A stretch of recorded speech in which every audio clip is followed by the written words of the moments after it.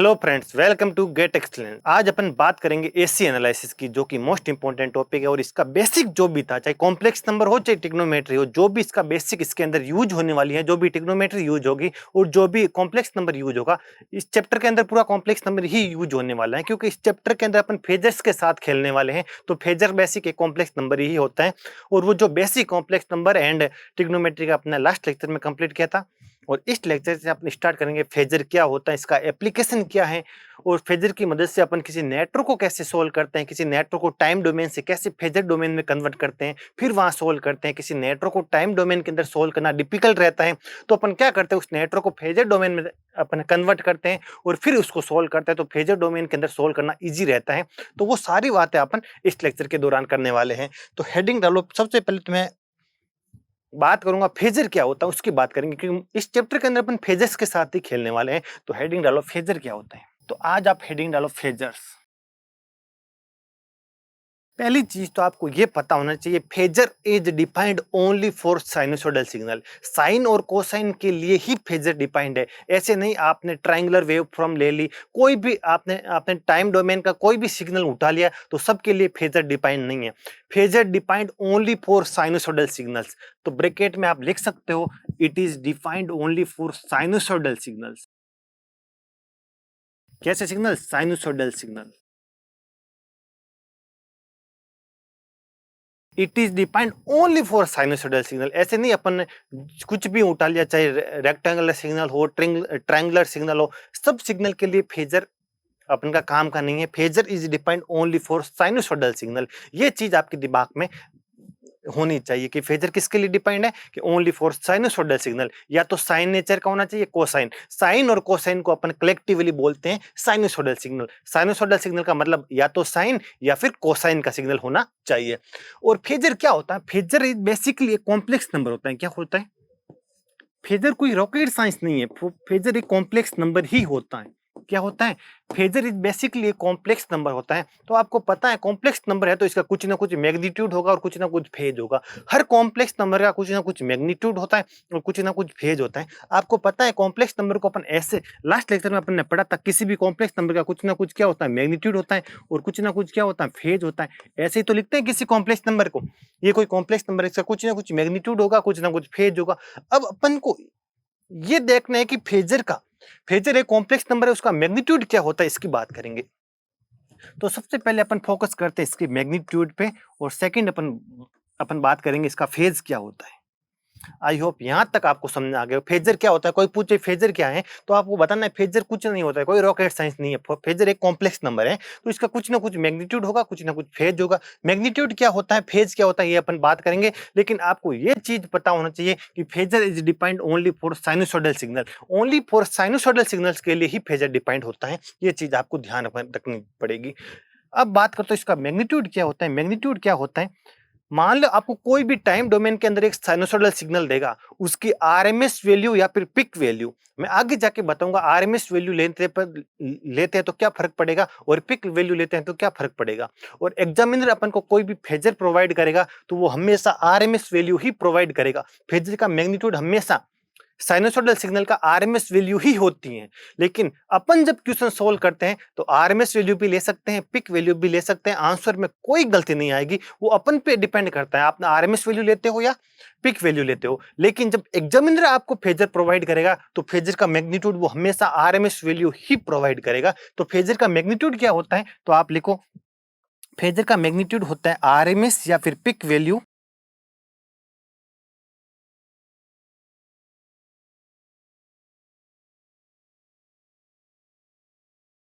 Phasor का magnitude क्या होता है? मैग्नीट्यूड आरएमएस वैल्यू या फिर peak value of the sinusoidal signal. जिस साइनोसॉइडल सिग्नल को अपन को फेजर डोमेन में कन्वर्ट करना है, जिस साइनोसॉइडल सिग्नल के रेस्पेक्ट में अपन को फेजर फाइंड आउट करना है, उसकी आरएमएस वैल्यू या फिर पीक वैल्यू ही उसका क्या होता है, फेजर का मैग्नीट्यूड होता है। जब एग्जामिनर आपको फेजर प्रोवाइड करेगा तो वो हमेशा आरएमएस वैल्यू ही प्रोवाइड करेगा। लेकिन जब अपन क्वेश्चन को सॉल्व करेंगे ना, तो अपन साइनोसॉइडल सिग्नल को जब भी अपन टाइम डोमेन से फेजर डोमेन में कन्वर्ट करेंगे तो अपन आरएमएस वैल्यू भी ले सकते हैं और पिक वैल्यू भी ले सकते हैं। कब आरएमएस लेते हैं, कब पिक लेते हैं, वो मैं आगे बताऊंगा कि आरएमएस वैल्यू लेंगे तो आंसर में क्या फर्क आएगा और पिक वैल्यू लेंगे तो आंसर में क्या फर्क आएगा। फाइनल आंसर तो सेम ही आना है, आप कुछ भी ले सकते हो, आगे जाके इसकी बात करूंगा। आरएमएस वैल्यू भी ले सकते हो, पिक वैल्यू भी ले सकते हो, लेकिन एग्जामिनर आपको आरएमएस वैल्यू के अंदर ही प्रोवाइड करेगा। और जब आप सोल्व करोगे तो आप कुछ भी ले सकते हो, आप आरएमएस लोगे तो सेम आंसर आएगा और पिक वैल्यू लोगे तो भी सेम आंसर आएगा। और फेज क्या होता है? फेज कुछ नहीं होता है, जो भी आप साइनोसॉइडल सिग्नल जिसका आप फेजर निकाल रहे हो, यानी साइनोसॉइडल सिग्नल जिसको आप फेजर डोमेन में कन्वर्ट कर रहे हो, उसका फेज इसका फेज कहलाता है। तो क्या हो जाएगा? It is basically phase of the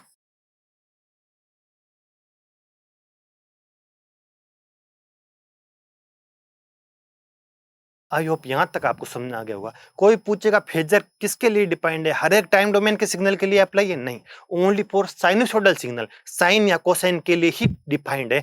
इसके अलावा चाहे ट्रायंगुलर हो चाहे रेक्टेंगुलर हो, कोई कैसा भी सिग्नल आ जाए टाइम डोमेन में, हर वेव फॉर्म के लिए फेजर डिफाइंड नहीं है। फेजर ओनली फॉर साइनोसॉइडल के लिए डिफाइंड है। फेजर एक कॉम्प्लेक्स नंबर होता है, तो हर एक कॉम्प्लेक्स नंबर का कुछ ना कुछ मैग्नीट्यूड होता है, कुछ ना कुछ फेज होता है। इसका मैग्नीट्यूड क्या होगा? जिस साइनोसॉइडल सिग्नल की अपन फेजर में कन्वर्ट कर रहे हैं, फेजर डोमेन के अंदर कन्वर्ट कर रहे हैं, उसकी आरएमएस या पिक वैल्यू ही इस साइनोसॉइडल सिग्नल का क्या होता है, इस फेजर का क्या होता है, मैग्नीट्यूड होता है, और उसका फेज ही इसका फेज होता है। आई होप यहां तक आपको समझ में आया होगा। जैसे अपन एक एग्जांपल की मदद से इसको समझते हैं। जैसे मान लो आपको एक कोई भी एक साइनोसॉइडल वोल्टेज सिग्नल दे दे, कुछ भी दे दे, मान लो 2 sine omega T minus 60 degree, ऐसा कोई भी एक साइनोसॉइडल सिग्नल दे दे आपको, तो मेरे को बताओ इसकी पिक वैल्यू क्या है। तो आप कहोगे इसकी पिक वैल्यू Vm से लिखूंगा, इसकी पिक वैल्यू कितनी है 2, और इसकी आरएमएस वैल्यू कितनी है, आरएमएस वैल्यू को मैं हमेशा सिंपल V से लिखूंगा और पिक वैल्यू को Vm से लिखूंगा और टाइम डोमेन के सिग्नल को Vt से लिखूंगा। जो ये नोटेशन मेरे थ्रू आउट लेसन चलता रहेगा, ये नोटेशन आपको भी लिखने के हैबिट होनी चाहिए। तो इसकी आरएमएस वैल्यू क्या हो जाएगी, आपको पता है आरएमएस वैल्यू किसी भी साइनोसॉइडल सिग्नल की आरएमएस वैल्यू कितनी होती है, peak value upon √2, peak value 2 upon √2 कितना हो जाएगा, आंसर कितना आ जाएगा, √2 आ जाएगा। आई होप इसकी पिक वैल्यू और आरएमएस वैल्यू आपको निकालनी आती है। अगर इसको फेजर डोमेन के अंदर मेरे को कन्वर्ट करना है, ये तो टाइम डोमेन के अंदर है, साइनोसॉइडल सिग्नल है, मैंने कहा phasor only for sinusoidal signal के लिए ही एप्लीकेबल है, तो ये साइनोसॉइडल सिग्नल है। ये कौन से डोमेन में, टाइम डोमेन के अंदर। और इसको मैं अगर इसके करस्पॉन्डिंग फेजर को अगर फाइंड आउट करूंगा तो फेजर क्या होगा, फेजर को अपन ऐसे लिखते हैं, वी वेक्टर पढ़ लो, वी फेजर पढ़ लो, वी बार पढ़ लो, तीनों एक ही चीज है। तो वी अपन यहां पर अगर मैं पिक वैल्यू लेता हूं, इसका मैग्नीट्यूड को मैंने बोला था पिक वैल्यू भी ले सकते हैं और आरएमएस वैल्यू भी ले सकते हैं। पिक वैल्यू कितनी है 2 है, तो इसको अपन ऐसे भी लिख सकते हैं 2, और इस साइनसॉइड का फेज कितना है -60, तो इसका भी फेज कितना होगा -60। तो इसको पिक वैल्यू फेजार भी बोला जाता है, इसको बोला जाता है पिक वैल्यू फेजार भी बोला जाता है, और अपन इसको आरएमएस वैल्यू फेजार के अंदर भी तब्दील कर सकते हैं। ये वी बार हो जाएगा। आरएमएस वैल्यू कितनी है, √2 है, तो √2 एंगल, ये अपन का टाइम डोमेन का सिग्नल हो गया, और इसका करस्पॉन्डिंग फेजर डोमेन में सिग्नल क्या हो जाएगा, वी फेजार इक्वल टू √2 एंगल -60। और इसको आरएमएस वैल्यू फेजार भी बोला जाता है, और इसको पिक वैल्यू फेजार भी बोला सकता है। अपन इसकी, ये मैंने कहा था कॉम्प्लेक्स नंबर होता है, फेजर कोई रॉकेट साइंस नहीं है, कॉम्प्लेक्स नंबर होता है, इसका कुछ ना कुछ मैग्नीट्यूड होता है, कुछ ना कुछ फेज होता है। फेज तो कुछ नहीं है, कितना -60, इसका भी फेज -60 और इसका भी फेज कितना हो गया -60। अब आती है मैग्नीट्यूड की, अपन आरएमएस वैल्यू भी ले सकते हैं और पिक वैल्यू भी ले सकते हैं, इसको बोला जाता है आरएमएस वैल्यू फेजार, इसको बोला जाता है पिक वैल्यू फेजार। आई होप यहां तक आपको समझ आ गया होगा। और एग्जामिनर कभी भी आपको फेजर प्रोवाइड करे तो वो हमेशा आरएमएस वैल्यू फेजार ही प्रोवाइड करेगा। और अपन जब क्वेश्चन को सोल्व करेंगे तो ये भी ले सकते हैं, ये भी ले सकते हैं, मैं बताऊंगा। ये लेंगे तो आंसर में अपन कैसे लिखेंगे, ये लूंगा तो अपन का नेटवर्क को कैसे सोल्व करेंगे, वो अपन आगे जाके बताएंगे। लेकिन जब अपन क्वेश्चन सोल्व करेंगे तो आरएमएस वैल्यू फेजार लोगे तो भी सेम आंसर आएगा, और पिक वैल्यू फेजार लोगे तो भी सेम आंसर आएगा। और एग्जामिनर आपको फेजर प्रोवाइड करे तो बाय डिफॉल्ट आरएमएस वैल्यू फेजार ही वो प्रोवाइड करेगा। एग्जामिनर कभी भी पिक वैल्यू फेजार को प्रोवाइड नहीं करता है। आई होप यहां तक आपको समझ आ गया होगा। ये साइनोसॉइडल सिग्नल है, ये इसके करस्पॉन्डिंग क्या हो गया, फेजार हो गया। ये हो गया पिक वैल्यू फेजार, ये हो गया आरएमएस वैल्यू फेजार। अब अपन पढ़ते हैं इसके एप्लीकेशन क्या है। कोई भी साइनोसॉइडल सिग्नल है उसका फेजर में कन्वर्ट कर दिया, हाँ फेजर में कन्वर्ट करना तो मेरे को आ गया। अब पूछेंगे इसका एप्लीकेशन क्या है, अपन को एप्लीकेशन भी तो पता होना चाहिए। कोई चीज सीखते हैं तो इसका एप्लीकेशन कहाँ कहाँ पर है, तो इसकी बेसिकली 2 एप्लीकेशन अपन के नेटवर्क थ्योरी के अंदर आते हैं। फेजर का एप्लीकेशन नंबर 1, एप्लीकेशन 1 क्या है? Addition of two sinusoidal signals, addition of two sinusoidal signals of same frequency. इसका सबसे फर्स्ट एप्लीकेशन आता है, दो सेम फ्रीक्वेंसी के अगर साइनसोइडल सिग्नल को मेरे को ऐड करना है तो फेजर की मदद से मैं बड़ी आसानी से ऐड कर सकता हूं। First application, addition of two sinusoidal signal, दो साइनसोइडल सिग्नल का एडिशन। अपन वो फ्रीक्वेंसी क्या होनी चाहिए? Same frequency. अलग अलग फ्रीक्वेंसी होगी तो अपन ऐड नहीं कर सकते। सेम फ्रीक्वेंसी के दो साइनसोइडल सिग्नल को आपको ऐड करना है तो अपन बड़ी आसानी से ऐड कर सकते हैं फेजर की मदद से। कैसे करते हैं वो आपको मैं बताता हूं। मैंने मान लिया एक X1T सिग्नल है। कैसा? X1T सिग्नल है, कुछ भी हो सकता है, वोल्टेज सिग्नल भी हो सकता है, करंट सिग्नल भी हो सकता है। मैंने X1T ले लिया। मान लो ये ऐसा सिग्नल है 4 sin omega T minus 60 degree. और एक मेरे पास मान लो X2T सिग्नल है। कैसा सिग्नल है? X2T, जिसकी वैल्यू है -4 cos ओमेगा टी -30 डिग्री। ऐसा सिग्नल है मान लो। एक एक इसका एक है -4 cos ओमेगा टी -30 और पहला है 4 sin ओमेगा टी -60 डिग्री। देखो, जब इसकी फ्रीक्वेंसी ओमेगा है तो इसकी फ्रीक्वेंसी भी ओमेगा ही होनी चाहिए। ऐसे नहीं कि इसकी ओमेगा 1 है और इसकी ओमेगा 2। अपन फेजर की मदद से उन दो साइनसोइडल सिग्नल को ऐड कर सकते हैं जिनकी फ्रीक्वेंसी क्या होनी चाहिए? Same frequency. X1T की फ्रीक्वेंसी कितनी है? ओमेगा। तो X2T की भी फ्रीक्वेंसी कितनी है? ओमेगा ही होनी चाहिए। और मैं अगर ओमेगा की अच्छे करूंगा तो इधर ओमेगा का क्या ले लेता हूँ? वैल्यू ले लेता हूँ 2 रेडियन पर सेकेंड। तो इसकी भी क्या होनी चाहिए? 2 रेडियन पर सेकेंड। इसकी फ्रीक्वेंसी 2 रेडियन पर सेकेंड है तो इसकी X2T की फ्रीक्वेंसी भी 2 रेडियन पर सेकेंड होगी। तब मैं फेजर की मदद से इनको ऐड कर सकता हूँ। और ऐड क्यों करूंगा इसका भी आगे मैं जाके बताऊंगा। जब आरएमएस वैल्यू अपन फाइंड आउट करते हैं ना किसी भी ट्रिग्नोमेट्रिक सीरीज की, तो उसमें जब दो सेम फ्रीक्वेंसी के टर्म आ जाते हैं तो अपन फॉर्मूले लगाते हैं, वो जो एक बेसिक फॉर्मूला होता है, तो उससे आंसर रॉन्ग आता है। पहले सेम फ्रीक्वेंसी के जितने भी टर्म है उनको ऐड करके एक टर्म में अपन को कन्वर्ट करना पड़ता है। आरएमएस वैल्यू निकालते हैं, सिग्नल सिस्टम में भी यूज होता है और इधर भी यूज होता है। तो आपको बड़े अच्छे से समझना है। तो इनको इनको ऐड कैसे करते हैं, मेन चीज आती है इसको ऐड कैसे करते हैं। ये चीज अपन को सीखनी है। अपन को क्या सीखना है कि X1T प्लस X2T, इसको मेरे को फाइंड आउट करना है।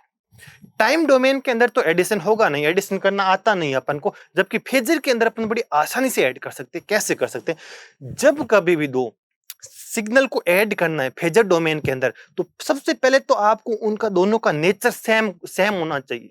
दोनों के दोनों पॉजिटिव के साइन होने चाहिए या फिर दोनों के दोनों पॉजिटिव के कोस होने चाहिए। ये तो पॉजिटिव का साइन है लेकिन ये क्या है? नेगेटिव का कोस। ये बात नहीं चलेगी। या तो दोनों पॉजिटिव के साइन होने चाहिए या दोनों के दोनों पॉजिटिव के क्या होने चाहिए? कोस होने चाहिए। तब अपन ऐड कर सकते हैं, वरना अपन ऐड नहीं कर सकते। ये तो सही है, पॉजिटिव का है, साइन है तो चलेगा। इसको भी मैं अगर पॉजिटिव के साइन में चेंज कर दूं, इसको सेम का सेम रहने दूंगा, तो मेरे दोनों सिग्नल कैसे आ जाएंगे? पॉजिटिव। ये भी पॉजिटिव का साइन हो जाएगा, ये भी पॉजिटिव का साइन हो जाएगा। ये क्या है? -4 cos 2t -30 है। यहां तक आई होप आपको समझ आ गया होगा। तो ये कैसा है? माइनस का कोस को आपको मैंने लास्ट लेक्चर में बताया होगा, माइनस के कोस को प्लस के साइन में कैसे कन्वर्ट करते हैं। अगर आपको ट्रिग्नोमेट्री पे कमांड नहीं है तो मैंने लास्ट लेक्चर में बताया था, ओनली इस डायग्राम पे कमांड करनी है। ये अपने लास्ट लेक्चर में पढ़ा था। ये साइन होता है, साइन से 90 डिग्री लीड कौन करता है? कोस। साइन के जस्ट ऑपोजिट माइनस साइन, कोस के जस्ट ऑपोजिट क्या होता है? Minus cos. ये कैसा सिग्नल है? इसको मैं चेंज कर रहा हूँ प्लस के साइन में। अब मैं क्या कर रहा हूँ? यहाँ कर रहा हूँ माइनस के कोस को प्लस के साइन में कन्वर्ट कर रहा हूँ। किसमें? माइनस के कोस को प्लस के साइन में कैसे कन्वर्ट करते हैं उसको बता रहा हूँ। ये क्या है? माइनस का कोस है। तो मेरे को बताओ माइनस का कोस कौन सा? ये वाला। फिर देखो इसका फेज कितना है? माइनस का 30। मैंने बताया था एंटी क्लॉकवाइज मेजर क्या हुआ? फेज हमेशा पॉजिटिव होता है। क्लॉकवाइज मेजर क्या हुआ? फेज हमेशा क्या होता है? नेगेटिव होता है। तो ये कैसा है? नेगेटिव, मतलब क्लॉकवाइज। कहां से क्लॉकवाइज? ये माइनस कोस से 30 डिग्री क्लॉकवाइज आ जाओ। ये मेरा क्लॉकवाइज है तो क्लॉकवाइज मेजर क्या हुआ? एंगल हमेशा क्या होता है? नेगेटिव होता है। ये मेरा 30 और ये मेरा सिग्नल कैसा हो गया? x2t सिग्नल ऐसे रिप्रेजेंट। आई होप इसको रिप्रेजेंट करना तो आपको आना ही चाहिए। ये मेरा x2t, एक बार आपने रिप्रेजेंट कर दिया फिर काम खत्म, फिर आप किसी में भी चेंज कर सकते हो। ये मेरे देखो माइनस का कोस है तो ये मेरा माइनस का कोस, फिर फेज कितना है माइनस का 30 है, माइनस का मतलब क्लॉकवाइज और प्लस का मतलब एंटी क्लॉकवाइज। तो यहां से क्लॉकवाइज क्योंकि एंगल कैसा है नेगेटिव, तो क्लॉकवाइज 30 डिग्री पे x2t ऐसा है। मेरे को चेंज किस में करना है, प्लस के साइन में, मेरे को इसमें चेंज करना है। तो मेरे को बताओ प्लस के साइन से इसका एंगल कितना हो जाएगा, वो 30 है ये 90 है, तो क्या हो जाएगा क्लॉकवाइज मतलब नेगेटिव, नेगेटिव का 120 होगा या नहीं होगा। एंटी क्लॉकवाइज होता तो पॉजिटिव होता, क्लॉकवाइज में क्या होगा नेगेटिव। साइन से इस एरो का ये x2t है, x2t को ऐसे रिप्रेजेंट करते हैं। तो मेरे को बताओ साइन से x2t का एंगल कितना है, -120 है या नहीं है, बिल्कुल। तो ये सिंपली अब क्या हो जाएगा, इसको अपन ऐसे भी लिख सकते हैं 4 प्लस साइन से इसका फेज कितना है, प्लस साइन से इसका फेज कितना है माइनस का 120। आई होप ये चीज आपको समझ, ये तो आपने मैंने लास्ट लेक्चर में बताया था। अगर आपको ट्रिग्नोमेट्री फॉर्मूले पे कमांड नहीं है तो आप ऐसे आराम से कर सकते हो, या तो फिर साइन को कोस में, कोस को साइन में चेंज करने, आपको पता है अगर मैं 90 ऐड करूंगा 90 फेज को सब्ट्रैक्ट करूंगा तो इसमें से कोस साइन में आ जाता है, साइन कोस में आ जाता है। लेकिन जब ट्रिग्नोमेट्री फॉर्मूले आपको पता नहीं हो और कुछ मान लो आपको डर लगता हो मैं चेंज करने में, फॉर्मूला मिस्टेक होने में, तो आप ये यूज कर सकते हो। सबसे पहले माइनस का कोस, तो मैंने ये पढ़ा मेरे कौन सा माइनस का कोस, फिर एंगल कितना है -30, माइनस का मतलब माइनस का मतलब क्लॉकवाइज, प्लस का मतलब एंटी क्लॉकवाइज। तो ये देखो क्लॉकवाइज में कितना हो गया 30, तो ये मेरा कौन सा सिग्नल हो गया x2t। मेरे को कोस को किस में कन्वर्ट करना है, साइन में, तो मेरे को ओनली फॉर साइन से इसका फेज देखना है। मेरे को किस में कन्वर्ट करना है, प्लस के साइन में। ये प्लस का साइन है, ये कौन सा माइनस का साइन, प्लस से साइन से इसका कितना फेज है माइनस का 120। तो मैंने सिंपली लिख दिया 4 प्लस का sign 2t minus 120। I hope ये चीज आपको समझ में आ गई होगी। दोनों एक नेचर में आ गए या नहीं आ गई, बिल्कुल एक ही नेचर में आ गए। अब मैं इनको ऐड करना बताता हूँ। फर्स्ट में है ना आरएमएस वैल्यू फेजार से ऐड करना भी सिखाऊंगा, फिर फर्स्ट में सीखूंगा पिक वैल्यू फेजार से कैसे ऐड करते हैं, फिर मैं सीखूंगा आरएमएस वैल्यू फेजार से कैसे ऐड करते हैं। सेम प्रोसेस होता है, एक छोटा सा फर्क आता है, वो अपन आगे जाके पढ़ेंगे। देखो मैं ले रहा हूं अपन का कौन सा मेथड 1 ले रहा हूं, जिसमें से मैं अगर इसको फेजर डोमेन में कन्वर्ट करूंगा तो x1 के करस्पॉन्डिंग फेजार मान ले, मैंने एज्यूम कर लिया x1 बार। मैं यहाँ पिक वैल्यू फेजार ले रहा हूँ, इसकी पिक वैल्यू कितनी है 4, एंगल कितना है माइनस का 60। देखो दोनों सेम होने चाहिए, ये साइन तो ये भी साइन, ये प्लस का, तो दोनों या तो प्लस के साइन होने चाहिए या प्लस के कोसाइन होने चाहिए। ये भी प्लस का साइन, ये भी प्लस का साइन। तो मेरे को बताओ x2 बार कितना है, इसकी पिक वैल्यू भी कितनी है 4, और इसका एंगल कितना है माइनस का 120 है या नहीं है, बिल्कुल माइनस का 120। आपको ऐड करना है तो पहले इधर ऐड कर लो, दो कॉम्प्लेक्स नंबर को ऐड करना, तो आई होप आपको आता ही है। ये कितना हो जाएगा 4 एंगल -60 प्लस 4 एंगल -120। इसको अपन अगले लेक्चर में लेते हैं, अगले स्लाइड में।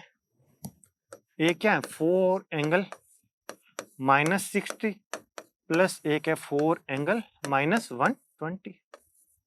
और अपन ने कॉम्प्लेक्स नंबर में ये पढ़ा था, बेसिक में यही पढ़ा था, और कुछ रॉकेट साइंस नहीं पढ़ा था। इसको अपन ऐसे भी लिख सकते हैं e की पावर -j60, इसको ऐसे लिख सकते हैं 4e की पावर -j120। और e की पावर j थीटा क्या होता है cos theta plus j sine theta, तो क्या हो जाएगा कोस ऑफ -60, और कोस के अंदर माइनस साइन का कुछ फर्क नहीं पड़ेगा, कोस -60 माइनस j साइन 60। ये क्या होता है e की पावर j थीटा क्या होता है cos theta plus j sine theta. Theta negative है तो कोस के अंदर तो नेगेटिव क्या हो जाता है ना, वो बाहर आता नहीं आपको पता है, लेकिन साइन के अंदर नेगेटिव साइन क्या आता है बाहर आ जाता है। माइनस का 60 तो माइनस की वजह से यहाँ आ गया माइनस, यहाँ पर भी क्या होगा कोस का -60 होगा, लेकिन कोस के अंदर कोस ऑफ माइनस थीटा क्या होता है कोस थीटा होता है, साइन ऑफ माइनस थीटा क्या होता है माइनस साइन थीटा, उसकी वजह से माइनस बाहर आ गया। तो अगले में देखेंगे तो ये क्या हो जाएगा 4 cos of 120 minus j sine of 120 होगा या नहीं होगा, बिल्कुल यही होगा। अब आप इसकी वैल्यू पुटअप कर दो, cos 60 कितना होता है 1/2 माइनस जे साइन 60 कितना होता है √3/2 प्लस 4 कोस 120 कितना होता है कोस 90 प्लस 30 यानी माइनस का साइन 30। यहाँ पर क्या आ जाएगा माइनस का हाफ होगा या नहीं होगा बिल्कुल। फिर क्या आ जाएगा माइनस का 4j साइन 90 प्लस 30 कोस 30 यानी मतलब पॉजिटिव का क्या होगा इसके √3/2। आई होप यहाँ तक आपको समझ आ गया होगा। तो अब देखो रियल पार्ट को मैं ऐड कर रहा हूँ। देखो इधर भी कितना आ रहा है 4 से अपन कटेंगे तो 2 आ जाएगा और इधर भी क्या हो जाएगा कट के 2 से कट के कैंसिल हो जाएगा। तो ये 2 - 2 कितना हो जाएगा रियल पार्ट कितना आ जाएगा 0 आ जाएगा। अब देखो ये -4√3/2 और ये क्या हो जाएगा √3/2। तो आंसर कितना आ जाएगा j का 5√3/2। आई होप ये कॉम्प्लेक्स नंबर क्या आ गया अपन का x1 बार प्लस x2 बार। यहां तक आई होप आपको समझ आ गया होगा। ये तो कुछ नहीं 1 सेकंड का प्रोसेस है। तो मेरे को बताओ x1 बार प्लस x2 बार क्या आया। देखो अपन के पास क्या आया x1 bar plus x2 bar real part 0 minus imaginary part कितना आ गया 5√3/2। तो मतलब क्या आ गया मेरे पास -j 5√3/2। ये मेरा क्या हो गया x1 बार प्लस x2 बार। तो मेरे को बताओ ये भी तो क्या है दो कॉम्प्लेक्स नंबर का एडिशन एक कॉम्प्लेक्स नंबर ही होगा। इस कॉम्प्लेक्स नंबर का मैग्नीट्यूड कितना होगा। तो आपको पता है रियल पार्ट 0 है तो जो इमेजिनरी पार्ट का मैग्नीट्यूड होगा वो इसका मैग्नीट्यूड हो जाएगा। मेरे को बताओ इसका मैग्नीट्यूड कितना होगा। तो आप बता दो इसका मैग्नीट्यूड है 5√3/2 माइनस j मतलब इसका फेज कितना हो जाएगा। अपन कॉम्प्लेक्स नंबर के अंदर बात कर चुके माइनस j होता तो इसका है ना फेज कितना हो जाता है -90 डिग्री होता है या नहीं होता। ये तो सिंपल आपको पता है। ये क्या होती है रियल अक्स ये क्या होती है इमेजिनरी अक्स। यहाँ पर क्या होता है प्लस j होता है इधर क्या होता है -j होता है। रियल अक्स से कितना एंगल होगा -j का। तो ये मतलब क्लॉकवाइज में कितना होगा 90। तो आंसर कितना आ जाएगा माइनस का 90। -j का हमेशा एंगल कितना होता है माइनस का 90। मतलब x1 प्लस x2 r को मैं अगर पोलर फॉर्म में लिखूंगा तो कुछ ऐसे लिखूंगा 5√3/2 एंगल कितना आ जाएगा -90 डिग्री। आई होप यहां तक आपको समझ आ गया होगा। ये इसका हो गया मैग्नीट्यूड ये इसका हो गया फेज हो गया। अब इसको अपन को टाइम डोमेन के अंदर अपन को आंसर चाहिए हमेशा टाइम डोमेन के अंदर। तो टाइम डोमेन के अंदर बड़ी आसानी से निकाल सकते हैं। तो मेरे को बताओ अपन ने स्टार्ट किया तो अपन ने जो फेजार लिया था वो आरएमएस वैल्यू फेजार लिया था पिक वैल्यू फेजार लिया था। तो आप कहोगे अपन ने पिक वैल्यू फेजार लिया था तो इसका मतलब ये कौन सी वैल्यू होगी पिक वैल्यू ही होगी। तो पिक वैल्यू कितनी आ जाएगी 5√3/2। अपन ने अपने सोर्सेस को अपन ने x1t और x2t को यहाँ मैं अगर आपको पीछे ले जाऊंगा तो ये देखो दोनों के दोनों किसके हैं प्लस के साइन है। किसके ये भी प्लस का साइन है ये भी प्लस का साइन है। तो आंसर भी किस में आएगा तो आंसर भी यहाँ प्लस के साइन के अंदर ही आएगा। वहां अगर मैं दोनों को कोस के अंदर कन्वर्ट करता तो यहाँ भी कोस आता है। वहां पर दोनों को प्लस साइन में कन्वर्ट किया तो यहाँ भी प्लस का साइन ही आएगा। तो साइन क्या आ जाएगा ओमेगा टी सॉरी वहां कितना लिया था अपन ने 2t -90 डिग्री। यहाँ तक आई होप आपको। अब आप कुछ भी कर सकते हो ऐसे भी कर सकते हो। अगर आप है ना नेगेटिव को लोगे बाहर तो क्या आ जाएगा साइन क्या आ जाएगा बाहर आ जाएगा 5√3/2 साइन 90 - 2t और साइन 90 - थीटा क्या होता है कोस थीटा होता है। तो आंसर कितना आ जाएगा -5√3/2 कोस 2t। ये उनके एडिशन से ये टर्म बनेगा -5√3/2 कोस 2t। आई होप यहां तक आपको समझ आ गया होगा।